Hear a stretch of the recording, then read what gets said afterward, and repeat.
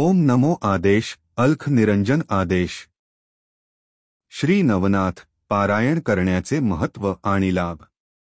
श्री धोंडीसूत मालू नरहरी यांनी सन 1819 साली नवनाथ भक्तिसार लिहिला असं सांगण्यात येते। प्रस्तुत ग्रंथात 40 अध्याय असून ओवी संख्या 7600 आहे। या ग्रंथात नवनारायणांनी श्रीकृष्ण परमात्म्याच्या आज्ञेने धारण केलेल्या नवनाथांच्या कथा आहेत। श्री नवनाथ भक्तिसार पोथीचे पारायण केल्याने घरातील अनिष्ट बाधा दूर होते। अध्याय 1 रोज वाचन केल्याने किंवा फक्त श्रवणानेही घरातील संबंधबाधा नाहीशी होते।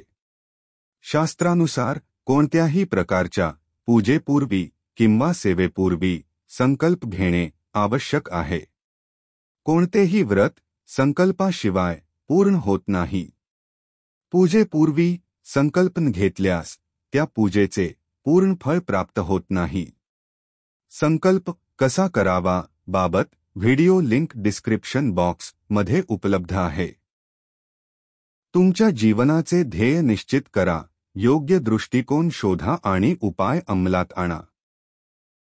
गुरूंचे मार्गदर्शन घ्या। प्रत्येकाला समस्या आणि दोष असतात, परंतु योग्य दृष्टिकोन आणि व्यापक विचार आपले जीवन अधिक महान बनवेल आणि त्याच वेळी ते आपल्या पुढच्या पिढ्यांसाठी उपयुक्त ठरेल। तुम्हाला चांगले आणि निरोगी आयुष्याच्या शुभेच्छा।